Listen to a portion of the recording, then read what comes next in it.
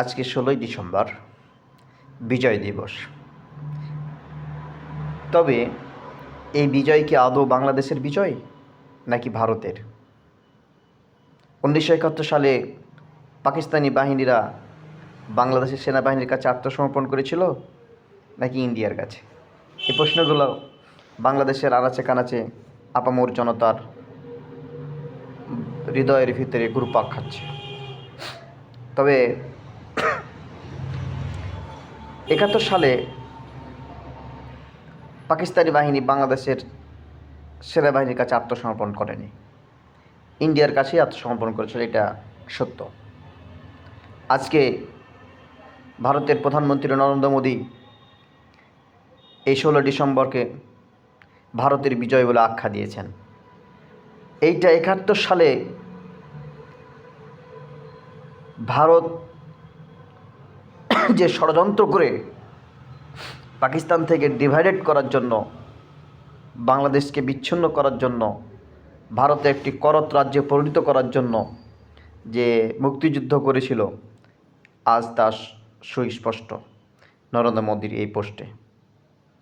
সুতরাং আমরা যদি ভারতের 7 সিস্টারকে ভেঙে খান খান করতে পারি, তাহলে আমরা এই 7 সিস্টার যেদিন ভারতের কাছ থেকে ছিনিয়ে নিতে পারবো, ভেঙে ফেলতে পারবো, সেই দিন আমরা আমাদের বিজয় বলে উল্লেখ করতে পারব।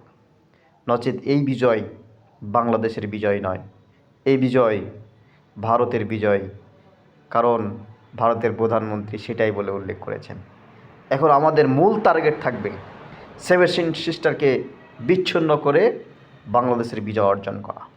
এটাই হচ্ছে বাংলাদেশের জনগণের দাবি এবং প্রত্যাশা। যতদিন পর্যন্ত ভারতকে চূর্ণ বিচ্ছিন্ন করে ভেঙে খান খান করা না যাবে, ততদিন পর্যন্ত বাংলাদেশের বিজয় হবে না। ততদিন পর্যন্ত বাংলাদেশ স্বাধীন সার্বভৌমত্ব নিয়ে টিকে থাকা হুমকির মুখে পড়বে এবং বাংলাদেশ একটি স্বাধীন রাষ্ট্র হিসাবে নিজের পদমর্যাদা নিয়ে মাথা উঁচু করে দাঁড়াতে পারবে না, যতদিন পর্যন্ত ভারতকে আমরা ভেঙে খান খান করতে না পারব। এবং ভারতকে ভাঙার বিজয় উল্লাস যতদিন আমরা উদযাপন করতে না পারব। সুতরাং ভারত যেমনিভাবে বাংলাদেশের বিজয়কে নিজেদের বিজয় বলে আখ্যায়িত করছে, সেই দিন আমরা ঠিক অনুরূপভাবে ভারত ভেঙে দেওয়ার বিজয়কে আমরা বাংলাদেশের বিজয় বলে আখ্যায়িত করব ইনশাআল্লাহ। এটাই আমাদের প্রতিজ্ঞা।